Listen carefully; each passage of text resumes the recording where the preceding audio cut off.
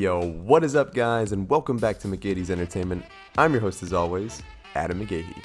Before we hop into this video, be sure to give it a like, subscribe to the channel, and tap the bell icon to be notified of all of our latest videos.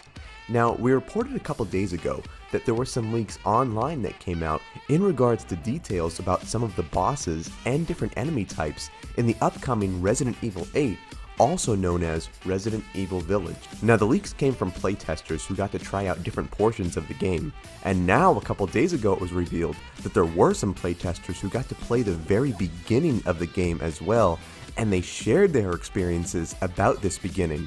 So, like I said, these are alleged rumors, but I'm going to talk about what these playtesters said that they saw, so potential spoilers ahead.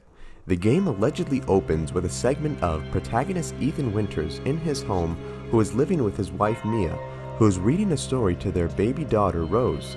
During this segment, you can walk around Ethan's house where there are notes to read, which seem to serve as a means of explaining what Ethan has been doing since the events of Resident Evil 7. Some of the details mentioned in these notes are that Ethan and his family are considered to be free of the E virus, aka the mold, and that Ethan has spent some time training with Chris Redfield, implying that the two have remained in contact with each other. After putting the baby to bed, Ethan attempts to have a conversation with Mia regarding what happened in Resident Evil 7, but she seems to want to avoid talking about it. Shortly afterwards, bullets shatter through the window and hit Mia, followed up by Chris entering the house with two masked men who pump more bullets into Mia. Then Chris enters the house and says, "Sorry, Ethan." Chris proceeds also to take Ethan's baby, while Ethan himself is bundled into a vehicle, which later crashes and leaves Ethan stranded in the woods, following the path eventually leading him to the titular village, with lots of dead animals lying on the ground.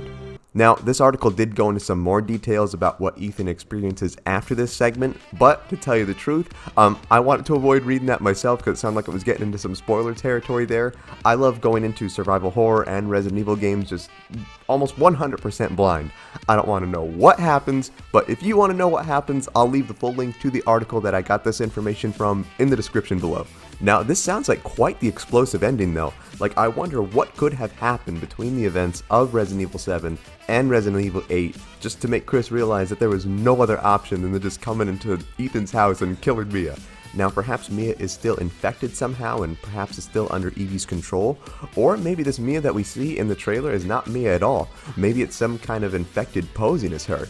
Now, shapeshifters, if that's a shapeshifter posing as Mia, that would be really cool to introduce into the Resident Evil universe.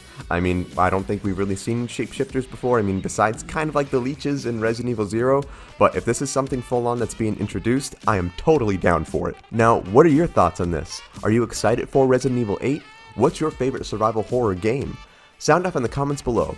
Also, be sure to give this video a like if you enjoyed today's content, subscribe to the channel, and tap the bell icon to be notified of all of our latest videos. Thank you guys so much for watching. Remember, you are awesome and loved.